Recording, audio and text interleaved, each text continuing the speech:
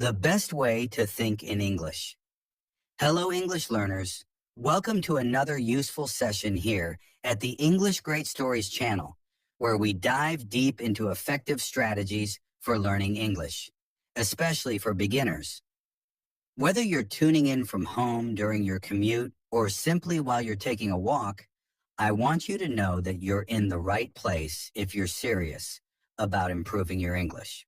Today, we're going to talk about something incredibly important for beginners. The best way to think in English for beginners. Thinking in English is a key skill that transforms the way you learn, speak, and understand the language.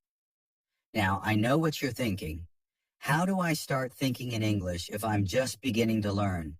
Don't worry, we're going to go step by step. We'll explore concrete examples, share some stories, and really break down why this is so important for your English journey. So grab a cup of tea, coffee, or whatever makes you comfortable, and let's get into it. All right, let's dive right in. First, let's address why thinking in English is such a powerful tool, especially for beginners. Why thinking in English matters for beginners. When you're just starting to learn English, your instinct is to translate everything from your native language into English. This is completely natural, but it creates some real barriers. You see, when you constantly translate, you're slowing yourself down. Every sentence has to go through this mental process of think in your native language, translate, speak in English. This process is exhausting and makes communication much harder. Here's a concrete example. Let's say you're in a conversation and someone asks you, "What did you do this weekend?" Now, if you're translating, you'll first think of your answer in your native language. Something like, "I went to the park with my family and had a picnic." Then you have to translate that entire sentence into English in your mind before you say it. The result? You end up pausing too long. You might miss the flow of the conversation. And by the time you answer, the moment has passed. But when you start thinking in English, the process is much faster. You hear the question, and your brain immediately starts constructing the answer in English. You can say, "I went to the park with my family for a picnic," without all the mental gymnastics of translating. Now, here's something interesting. According to a study by the University of Cambridge, language learners who practice thinking in their target language are 50% more likely to become fluent faster than those who rely on constant translation. 50%. That's huge. And for beginners, this is especially important because it sets the foundation for quicker learning and more confident speaking. The challenges of thinking in English for beginners. Of course, I'm not saying this will be easy. When you're just starting out, thinking in English feels unnatural. It's uncomfortable because your brain is used to thinking in your native language. But don't worry, this is completely normal. It's a process. Think of it like building a muscle. At first it feels hard, but the more you practice, the stronger and more natural it becomes. Let me share a story about one of my students, Anna. Anna is from Brazil, and when she started learning English, she struggled with thinking in English. She would often pause during conversations, searching for the right words. I encouraged her to start small. Instead of translating everything, I asked her to pick just one part of her day to think in English. She chose her morning routine. Every morning she would say to herself in English, "I'm brushing my teeth. I'm making breakfast. I'm getting dressed." It was simple, but effective. After about 2 months, Anna noticed a big difference. She no longer needed to translate simple sentences in her head. She started thinking directly in English. And that's when her confidence skyrocketed. Her speaking became smoother, and she wasn't afraid to make mistakes. The key takeaway here is that thinking in English is a gradual process. It's something you build over time. How to start thinking in English. Practical tips. So how can you, as a beginner, start thinking in English? Let's break it down into actionable steps. 1. Start small and simple. I always recommend that beginners start with simple actions. Just like Anna, Pick a part of your day where you can practice thinking in English. It could be your morning routine, your commute, or even cooking dinner. During these activities, narrate what you're doing in English. For example, I'm chopping vegetables, or I'm walking to the bus stop. The key is to keep it simple. At the beginner level, you don't need to use complex sentences. Stick to what you know and build from there. 2. Use flashcards with visuals. Another effective strategy is to use flashcards with images. Instead of using flashcards that have translations, find or create flashcards that have a picture and the English word. This trains your brain to connect the word with the image directly, skipping the translation step altogether.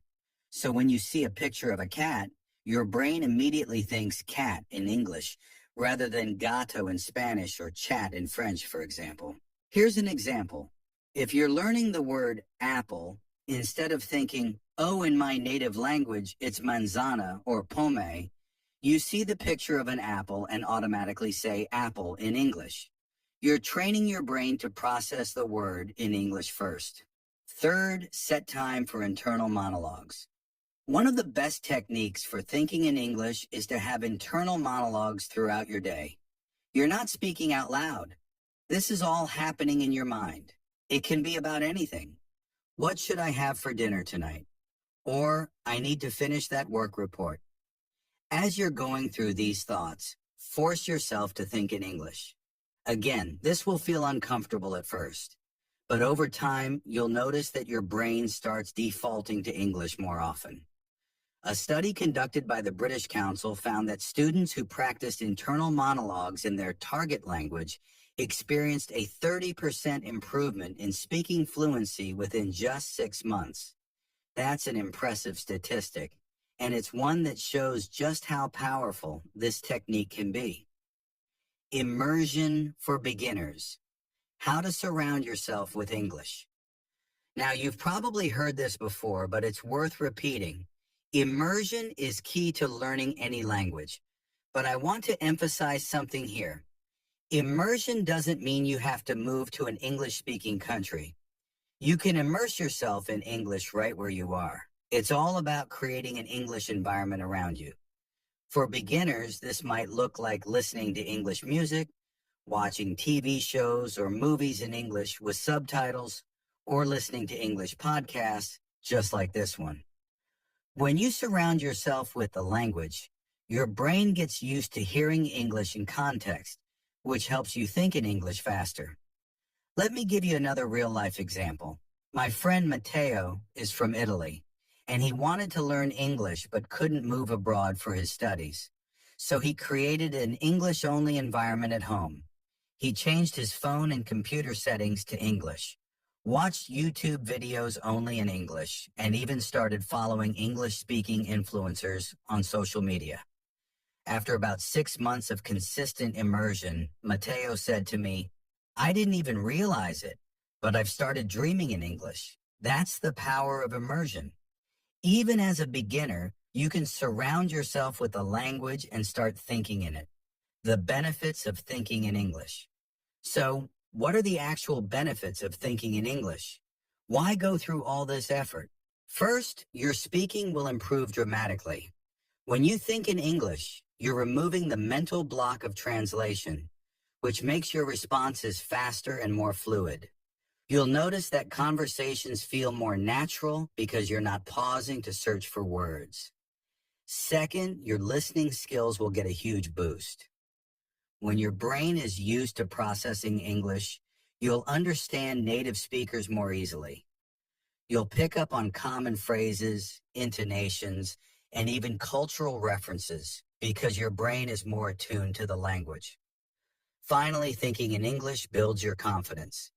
There's something incredibly empowering about being able to process thoughts in a new language. It makes you feel more in control, and that confidence will show in your speaking and writing. It's like a snowball effect. The more confident you feel, the more you'll practice, and the more you practice, the better you'll get. Realistic expectations and final thoughts. Before we wrap up, I want to set some realistic expectations. Thinking in English won't happen overnight. For beginners, it's a slow process, and that's okay. Remember, this is about progress, not perfection. Start with small steps, practice consistently, and celebrate the little wins along the way. In the next few months, if you follow these steps, narrating your actions, using flashcards, having internal monologues, and immersing yourself in English, you will see a difference. I promise you, one day you'll realize that you're thinking in English without even trying. That's the moment when you know you've made a breakthrough. All right, that's all for today's session. I hope you found this discussion helpful and that you're feeling motivated to start thinking in English. Remember, you've got this. Learning a language is a journey, and every step counts. Until next time, keep practicing, stay consistent, and I'll see you in the next session. Thanks for listening.